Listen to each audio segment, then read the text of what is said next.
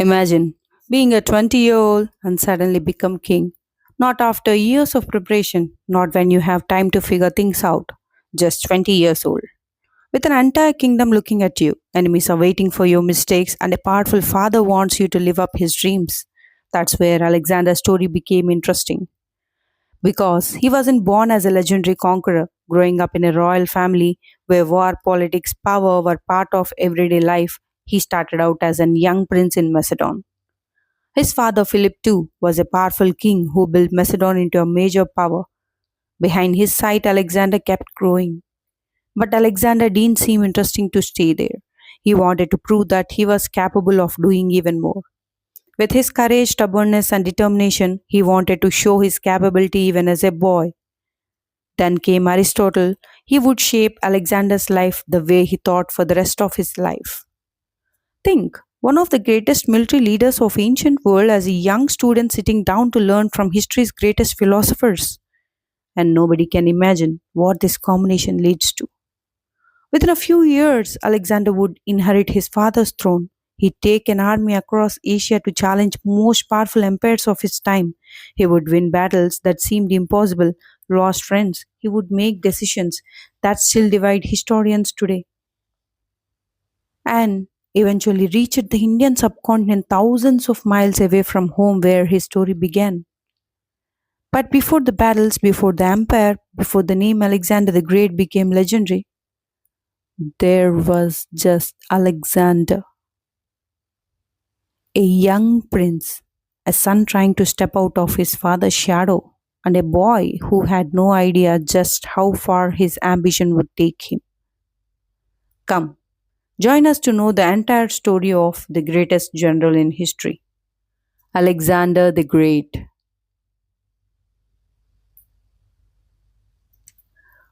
Born to be a king. In 356 BC, in the Macedonian capital of Pella, a boy was born into a royal family. His name was Alexander. His father was Philip II, the king of Macedon. His mother was Olympias of Epirus. As a prince, Alexander's life was not going to be ordinary. He wasn't growing up like most other children. He grown up knowing that one day people expect him to rule. But here's the interesting part. Alexander wasn't just being raised to wear a crown. He was taught to earn one. His childhood was full of learning, like riding, hunting, physical training, stories of warriors, and lessons about power and leadership. Even at this young age, he had strong need to prove himself. There's a famous story about a horse called Bucephalus, which was powerful, beautiful, and almost impossible to control. Every time someone tried to approach it, it would panic. The reason was surprisingly simple. The horse was frightened by its own shadow. Alexander noticed that instead of fighting the horse and making things worse, he turned it towards the sun. The shadow disappeared, and Alexander was able to approach it and ride it.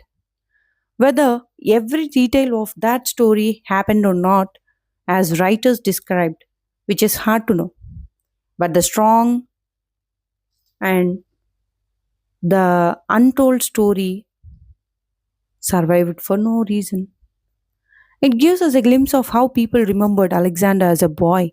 He wasn't necessarily the strongest person in the room. He was the one who looked at the problem and thought, wait, why is this happening? This is what he questions always. Then he tried something different, and his father Philip noticed it. But Philip also knew something important. Being a king wasn't just about riding horses or winning battles.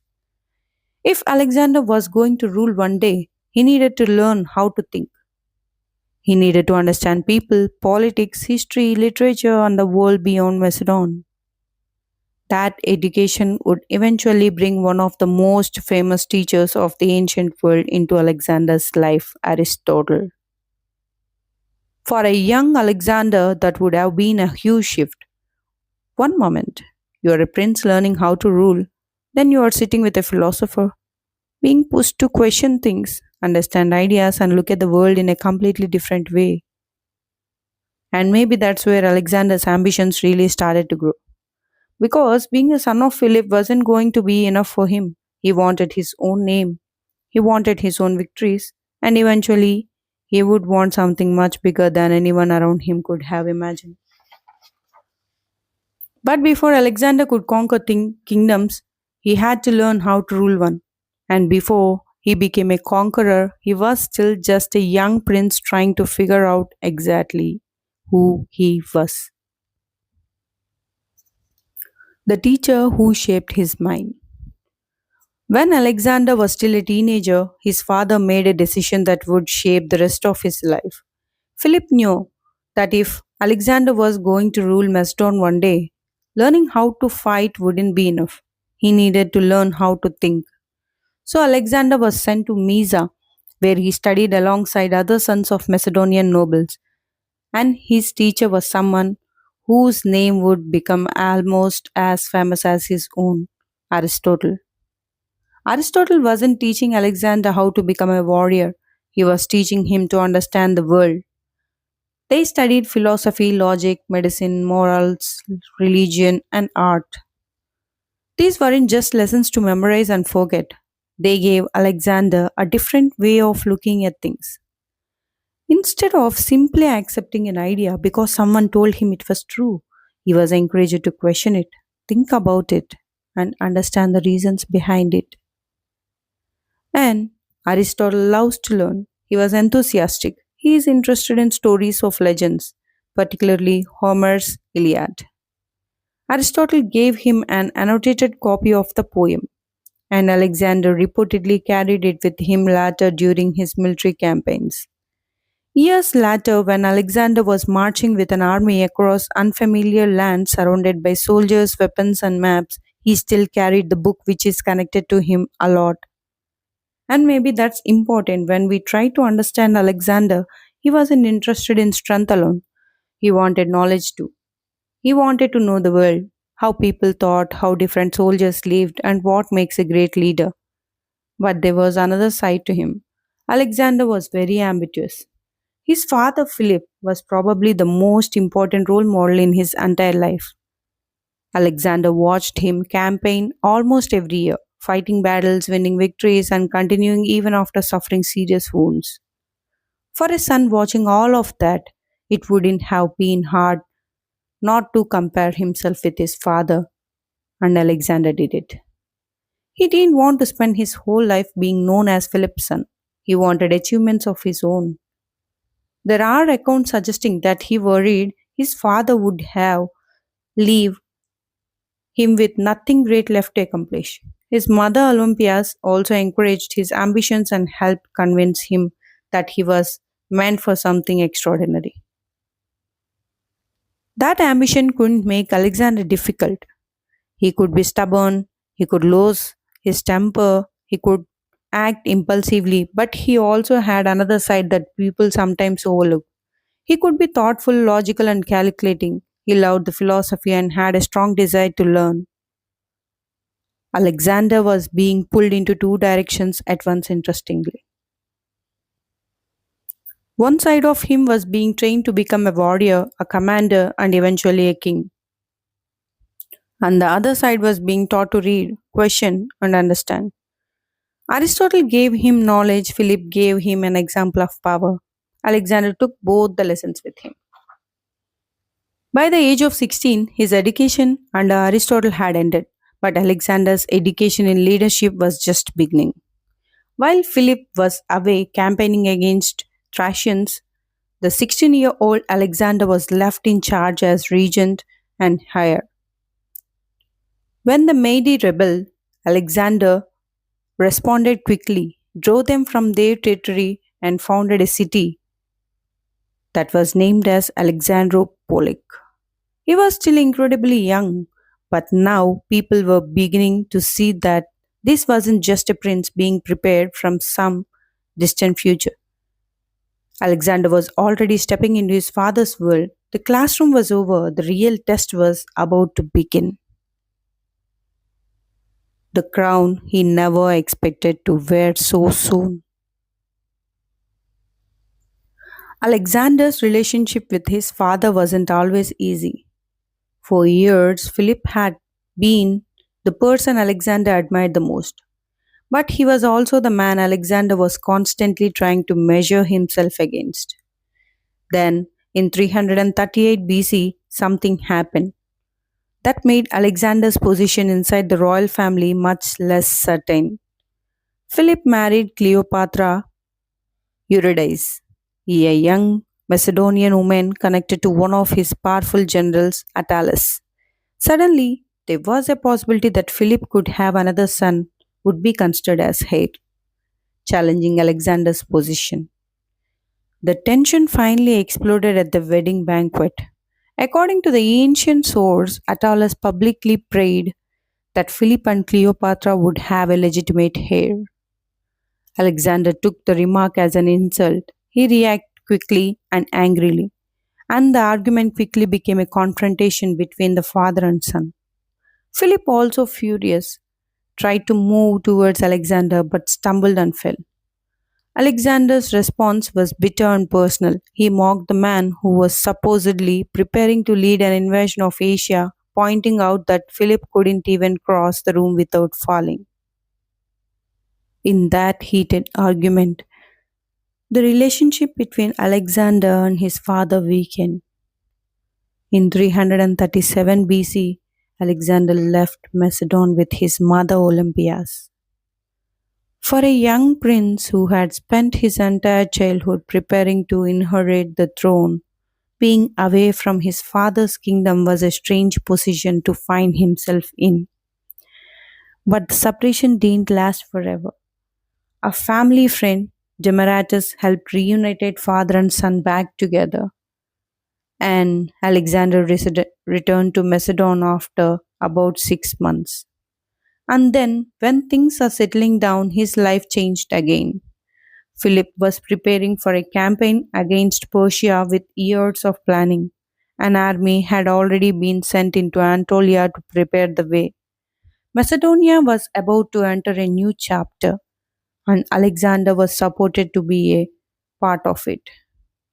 But in 336 BC, Philip was assassinated. Suddenly, the 23-year-old Alexander wasn't waiting for his future anymore. He had inherited the throne. There was no time to sit down and slowly learn. Alexander had to prove himself immediately. Philip's death created uncertainty, and enemies could easily have seen an younger king as an opportunity. Even the Macedonian forces already in Anatolia had been shaken by the news of Philip's murder. Alexander understood that if people began questioning his authority, the kingdom his father had built could start falling apart. So, Alexander moved quickly. He secured his position in Macedon and turned his attention towards the reigns that were being to test him as a new king. While Alexander was campaigning in the north, Thebes and Athens rebelled. Alexander didn't wait for their situation to grow. He marched south. The other Greek cities hesitated. But Thebes decided to resist him. The confrontation ended, with Alexander capturing and destroying the city, dividing its territory among neighboring Baetonian cities. He destructed of the Thebes, shocked the rest of Greece, and Athens backed away from the open resistance. For the moment, Alexander had made his message clear. And this is where the young man from our earlier scenes begin to disappear. The boy who studied with Aristotle, the son who argued with Philip, the young prince who watched his father commanding armies was still there. But now he was the king. And he was learning one of the hardest lessons of power. People don't have to believe you are ready, you have to convince them. Greece was temporarily quiet. Alexander had secured his position, and the army was ready. His father's unfinished plan was waiting for him across the sea. Persia. Philip had inherited to invade it. Alexander was now going to finish the job, and this time there would be no father standing beside him. Only Alexander, his army, and an empire waiting on the other side of Hellespont. across the Hellespont. Alexander spent his life in first half proving that he could control Macedon and keep the Greek cities from challenging him. But whole scenario changed. His father's plan was waiting across the sea. Now Alexander was ready to take it on. In 334 BC, he crossed the Hellespont with his army and entered Asia. He was in simple beginning another military campaign. He was stepping into the territory of the Persian Empire, a power that had ruled enormous parts of known world for generations. Alexander was leaving Europe behind and moving into new world which he know only through the stories and maps through Aristotle. Somewhere ahead were Persian armies, wealthy cities, and a kingdom whose resources are far more greater than that of Macedon. He knew the danger, but he wasn't frightened, so that nobody could ever say that he had simply inherited his father's achievements. At the Granitius River, Persian forces were waiting for him, and Alexander decided to attack. The battle was fierce, where Alexander fell into danger. He was right in the middle of the battle, leading his cavalry. For the young prince, it was risky to introduce himself to an enemy rather than watching from a safe position behind his troops. But it worked. He defeated the Persian forces, and Alexander had his first major victory in Asia. After Granitius, it's not an easy road for him. Only succeeding in a battle didn't mean that Persia collapsed. There were still cities to take, armies to deal with, and enormous distances between Alexander and Persia. He moved across Asia, holding important positions along the way. Milettes and other coastal cities became part of the campaign. His goal was to control the coastline to stop the Persian fleets to threaten his supply lines. Then Alexander heard that the Persian king himself was coming. Darius III had gathered a large army and moved towards Alexander. Now the moment has arrived. Alexander will no longer fighting local commanders or defeating his position. He was about to face the emperor. The battle took place in 333 BC at Issus. Darius had the advantage in numbers, but narrow battlefield made it harder. Alexander seized the opportunity and attacked aggressively, pushing towards the Persian position while his troops held together under enormous pressure. The battle became fierce and eventually Darius fled. Alexander crossed into Asia where the Persian king himself fled away from him. But Alexander still didn't have Persia. Darius was still alive and his empire was enormous. He moved south towards the Phoenician coast, where some cities accepted him and some restricted. One of the biggest obstacles was Tyre, which was surrounded by water and consists of huge army, making it extremely difficult to conquer. Alexander could have left it behind and continued towards Egypt, but his plan was different. He built a causeway out towards the island and eventually conquered the city. It was the costliest demonstration of how far he was willing to remove the threat from his path. From there, Alexander moved into Egypt. The Egyptians welcomed him as a liberator from Persian rule. He was recognized as pharaoh. He was also founded the city Alexandria, one of the most famous cities of ancient world. But Alexander was not satisfied. He again turned towards Persia. In 331 BC, he met Darius again at Gaugamela. This time, the Persian army was huge, and Darius chose a wide battlefield where his troops and cavalry could be used more effectively.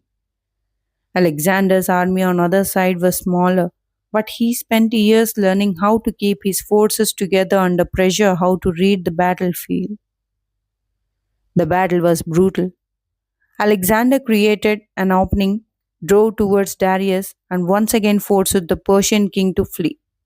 After Gaugamela, the Persian Empire was broken. Alexander moved into Babylon, then towards Susa and Persepolis.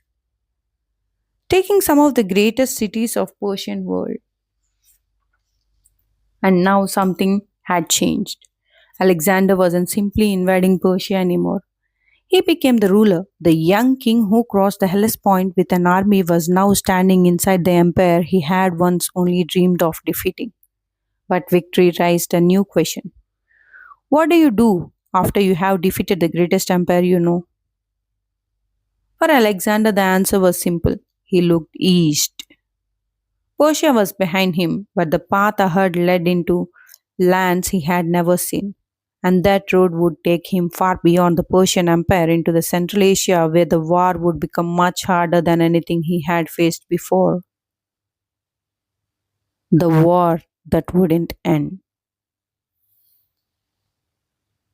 The Persian Empire had fallen, but Alexander's war was never finished. This is where his story took a turn until now. He had always a clear victory to chase and clear enemy to defeat. Darius was a Persian king. Persia was a great prize. But after Gaugamela, that simple picture disappeared. Alexander was now standing inside the empire he had come to conquer, and instead of turning around and going home, he began looking further east. Darius himself was still alive, where Alexander began the pursuit. Alexander followed him through Media and into the Parthia, but he was taken as prisoner by Bessus, the Persian satrap of Bactria. As Alexander's army approached, Bessus brutally stabbed Darius to death, and he declared himself as successor to the Persian throne. He escaped to Central Asia, hoping to continue flight from there. Alexander eventually founded Darius' remains and gave him a royal funeral. The man Alexander had spent years fighting was dead, and Alexander was now claiming the role of successor to the empire he had defeated. But Alexander didn't let Bessus disappear. He considered him as usurper and went after him. What Alexander probably imagined as a pursuit of one man soon became something much bigger. The army moved through enormous territories across present day Afghanistan and Central Asia, passed through areas like Aria, Drangiana, Arachosia, Bactria, and Sogdiana. The battlefields were completely different, the way Alexander knows. Many hurdles stood between Alexander and his goal, like mountains, deserts, long distances, unfamiliar cities, and local rulers. The people living there were even more tougher to be conquered. The farther he went, the more resistance. Bessus was eventually betrayed by Spitamenus and handed over to Alexander's force in 329 BC. Bessus was executed, and for a moment it might have looked as though the problem was finished. It wasn't. Spitamenus turned against Alexander and raised a revolt in Sogdiana. Now he faced a different kind of war. There was no single Persian army waiting for him in one enormous battlefield. Instead, resistance was rising somewhere else. Alexander had to chase smaller forces across huge distances and also should have control on cities already chased. This was a war of moment, patience, and endurance. And it demanded something from Alexander that a single battlefield victory never could. He had to adapt. His army stood around the famous Macedonian phalanx and powerful cavalry. But army of Central Asia follows different methods. He wasn't fighting the same war. The tactics worked against the Persian wasn't enough. The war eventually reached the Zaxaratus River, where Alexander faced an incursion by Scythian horsemen. He defeated them and turned towards Ptolemais. This conflict continued until Ptolemais was finally defeated at the Battle of Gabai, where his own men killed him and Alexander asked for peace. Alexander wasn't simply destroying everything in his path, he was also trying to build. Across Central Asia, he founded new cities, including Alexandria in the region of modern Kandahar, and Alexandria Estate, meaning Alexandria the Furthest, in modern Tajikistan. There was a part of Alexander's attempt to establish the Macedonian and Greek settlements deep inside the territories he had conquered. The Alexander lived in East, and the more he began to change himself. He adopted some Persian clothing and customs at his court. He won the support of Iranian nobles and brought them into the administration in his empire. From Alexander's point of view, he wasn't ruling Macedon anymore. He was ruling Persians, Bactrians, Sogdians, and many other people. He didn't treat them as conquered enemies forever because he wanted that enormous empire to survive. But some of the Macedonians didn't see it that way. They had followed Alexander because he was their king, the son of Philip. The Macedonian who had led them into Asia, now they were watching him adopt customs from the people they defeated. There was a huge difference between Macedonian King Alexander and the Alexander, the ruler of Persia. On the other side of this, in Central Asia, Alexander met Roxana, the daughter of a local nobleman, and their relationship led to marriage. For Alexander, this is another step for connecting himself with the people and ruling families of the territories he had conquered. As Alexander was building new relationships and new cities, his army was getting farther from home, really far. Years passed. Since Alexander left Macedon, the soldiers who had crossed the Hellespont with him now marched across Persia and Central Asia. They had seen the king grown from a young Macedonian ruler to something much larger. And Alexander still wanted more. This is what makes the Central Asian part of Alexander's story so important. He wasn't simply winning battle after battle anymore. He was trying to hold together an empire while continue to expand it.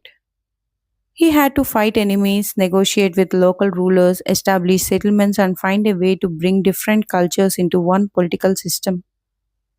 The campaign was becoming less about one great victory and more about how much Alexander could endure. By 3327 BC, after years of fighting in Central Asia, Alexander was finally preparing to move forward. The road ahead leads him through the mountains towards the Indian subcontinent. His soldiers also traveled farther than most of them had ever imagined. But Alexander wasn't thinking about how far they had came. He was thinking about what was still ahead. Completely different world somewhere beyond those mountains was India. New kingdoms, new armies, and a weapon Alexander's Macedonians had never faced on this scale before. War elephants. Alexander was going to India. The river, the elephants, and the king who wouldn't yield.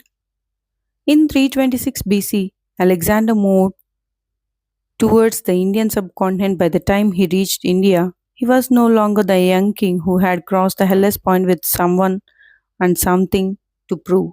He defeated Persia, Central Asia, and built an empire that across an enormous distance. But Alexander's victory was not smaller. It was far beyond, and he believed that there was still more to find. When he reached India, he crossed Hindu Kush and entered the region of Gandhara, where the political situation was complicated. Some local rulers accepted and others resisted Alexander's authority. He wasn't dealing with one unified Indian kingdom. He was entering a region made of different rulers and territories, each with their own interests and rules. He also had to know and understand that who might become an ally and who will become an enemy. Of them, one of the ruler, Porus, refused to ally with Alexander. Porus controlled territory in a Punjab region. He was different from other rulers. Alexander thought of meeting him in battlefield, but Porus had war elephants in large number. Then Alexander's army had rarely encountered. For the Macedonian soldiers, this was a completely different kind of threat. They were used to fight with an infantry and cavalry, and knows how to deal with Persian archers and mounted troops. They had spent years of learning how to break enemy formations with long sarissa spears of the Macedonian phalanx. But elephants were another extent. They were enormous, powerful, and capable of causing panic among horses and soldiers simply by charging through the formation. Alexander couldn't ignore them. The battle started between the two armies at Hydaspes River. The river itself became part of the battle. Porus knew Alexander would have to cross it. Alexander knew that sending his forces directly in front of Indian forces would be extremely dangerous. So Alexander relied on past experiences and searched for opening. Instead of making his intentions obvious, Alexander used movements and distractions to make Porus uncertain about where the main crossing would take place. Then, under cover of darkness and difficult weather conditions, Alexander moved part of his force to another point along the river and began crossing. A river crossing under enemy's sight could easily turn into a disaster. Soldiers could be separated, horses could panic, equipment could be lost, and then enemy could attack. Before the army had formed into lines, but Alexander's men managed to get across, and now Porus had to fight him on ground where the Macedonian army could use its own strength. The Battle of Hydaspes began, and for perhaps the first time in his campaign, the battlefield looked completely unfamiliar. The Indian army had infantry, cavalry, chariots, and elephants. The elephants stood like living towers across the battlefield, carrying soldiers and creating chaos. The Macedonians came up with a plan. They made formations around the elephants instead of simply trying to stop them head on. They used long sarissas to attack upward and target the man controlling the animals. Alexander also relied heavily on his cavalry, using movement and positioning to attack Indian forces from different directions. The battle was fierce and finally Alexander won. Alexander was brought face to face with Porus. This was a meeting between two kings, but only one of them had won the battle. Alexander could have treated Porus as an defeated enemy and take his authority. Instead, he asked Porus how he wanted to be treated. Porus reportedly answered that he wanted to be treated like a king, respected him, and Porus was allowed to continue ruling his territory, now under Alexander's authority. Alexander had learned that conquering territory was only the first part of ruling it.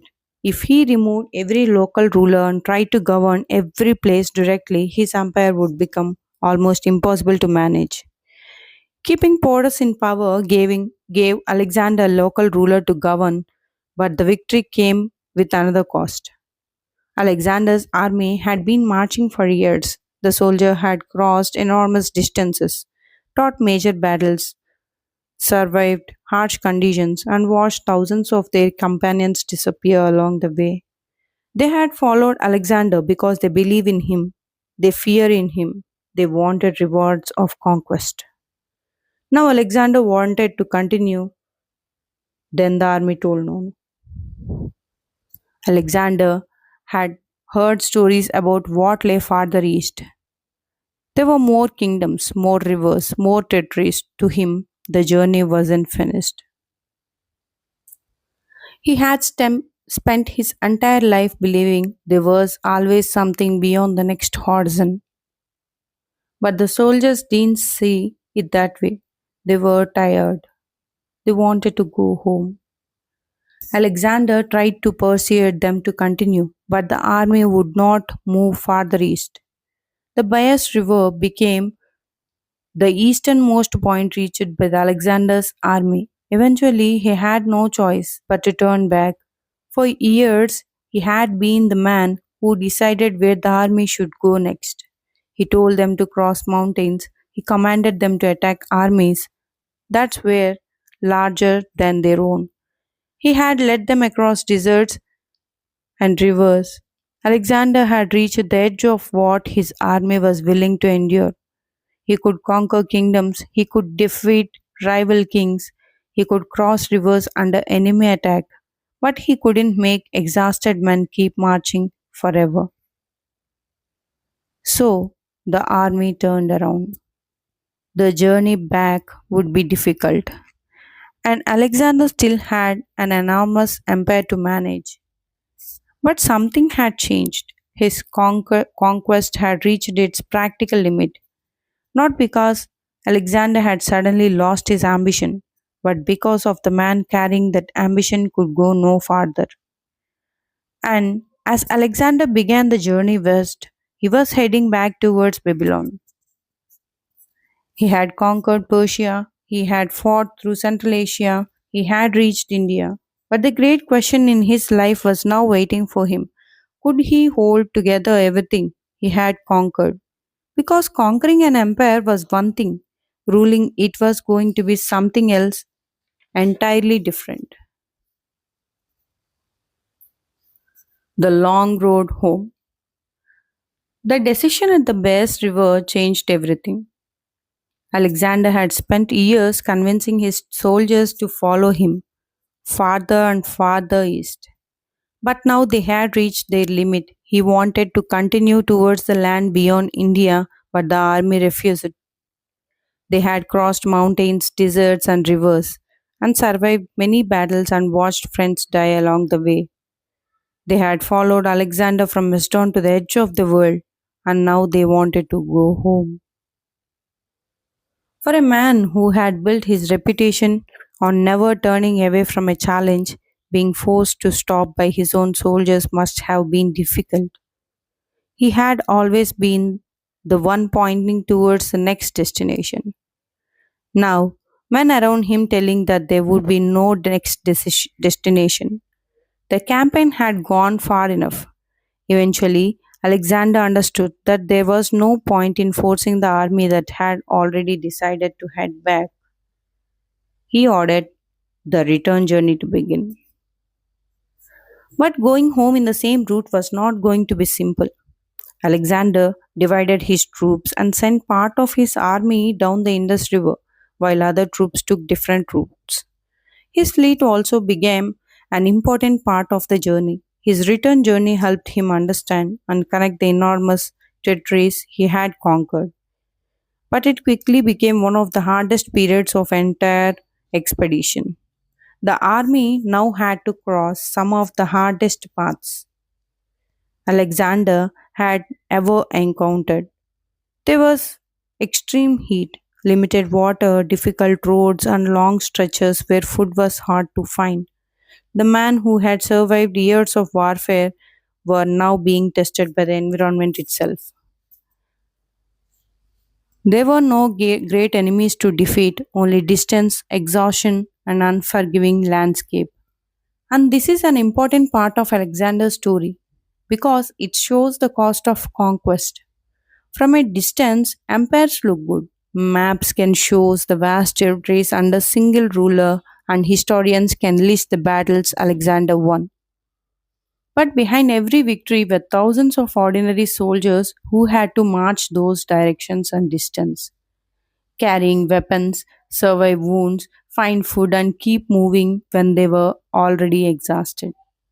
Alexander was also thinking about something bigger now. His empire had become too large to manage simply through military victories. He had conquered Persian territories, Central Asian kingdoms, and parts of Indian subcontinent. Different people spoke different languages, followed different traditions, and had their own rulers and loyalties. Alexander had already begun adopting Persian culture and brought local elites into his administration because he understood that ruling such a huge empire required cooperation, not just fear. But these changes created tension with his Macedonian companions. They had known Alexander as the young king from Macedon. They had fought alongside with him. He was still trying to prove himself. Now they were seeing a ruler who was connecting a lot to Persian and Eastern traditions. Alexander wanted to create something that could hold all these people together. There was another problem too. Alexander had been away from Macedon for years, and his empire depends on a single person. Where Alexander went, he made decisions, he appointed governors, settled disputes, founded cities, reorganized territories, and dealt with rebellions. The system worked because Alexander was constantly moving through it. But what would happen if he stopped? By the time Alexander's forces reached Babylon in 323 BC, he had accomplished something almost unimaginable. He had started as a young king of Macedon and had conquered an empire stretching across a huge part of ancient world. He had defeated Darius, taken Babylon and Persepolis, fought through Central Asia, crossed into India, and forced his army to turn back only when they could go no farther. And yet, Alexander wasn't thinking about retirement and thinking about what comes next. Babylon became center of his empire, and Alexander began making plans for further campaigns. His ambition hadn't disappeared just because his army had reached its limit in India. Alexander was no longer chasing another king across the battlefields, but was trying to build a future. It's the hardest challenge he had ever faced because winning an empire and ruling an empire were two different things. Alexander till now learned how to conquer. Now he had to learn how to rule. In Babylon, the man who had survived years of war was about to face the final and most unexpected enemy of his life. Not the Persian army, not the Indian king, not a rebellion, something beyond that illness. And Alexander had no army large enough to defeat it. The last days in Babylon. Alexander had finally returned to Babylon. After years of marching, fighting, and conquering, he was back in one of the greatest cities of ancient world. He was not the young prince anymore. He was a ruler of an enormous empire from Greece and Egypt across Persia and Central Asia into the Indian subcontinent. His army had reached its limit, but Alexander himself hadn't lost his appetite for ambition. He was already thinking about what comes next. Babylon was supposed to become the center of that future. Alexander intended to make the city the capital of his empire, and he began making plans for new campaigns. Arabia was one of the regions he was considering. There were also plans for further military and administration. After everything was accomplished, Alexander still seemed to believe that there was more to do. He was only 32 years old. To him, his life probably looked like it had made many years ahead. But then things changed suddenly. In June 323 BC, Alexander became seriously ill.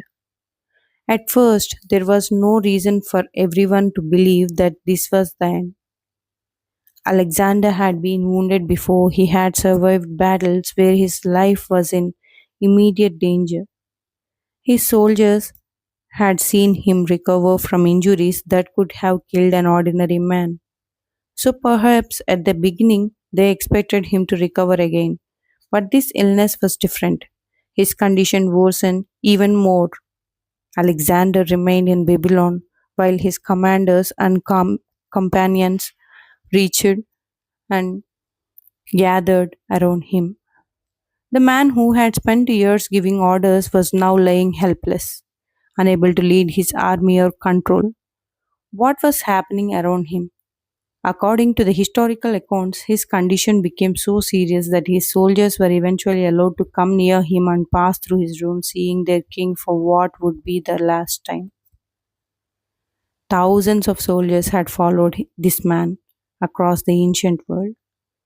They had seen him changing the battle, charge into the battle, kill the enemies, conquer the empires. They had seen him ride, guiding the army. They had trusted him to lead them through the places they had never imagined seeing. Now there was nothing they could do for him. Alexander died in Babylon on 10th or 11th June 323 BC. He was just 32 years old and now raised a problem. Alexander had conquered an enormous territory, but he hadn't left an legal heir to take the throne and command. His death created a struggle among his generals and successors, and the empire eventually divided into competing kingdoms. He had spent his entire life building a vast empire, but he hadn't thought what would happen if he was gone. He had conquered cities, defeated kings, and connected distant cities. But an empire isn't held together by maps, it's held together by people, intuition, loyalty, and succession. Alexander had solved the problem of conquest, but he didn't got the chance to solve the problem of succession. And yet his influence didn't disappear. When his empire broke apart, Alexander founded more than 20 cities, with Alexandria in Egypt becoming one of the most famous. Greek settlements and intuition spread across many of the regions he conquered, helping create what historians later called the Hellenistic world. His empire didn't survive as one united kingdom he named. Centuries later, people were still telling stories about the young Macedonian king who crossed Asia and reached India. Some stories became exaggerated, others became legends. Different cultures remembered Alexander in different ways. But underneath all those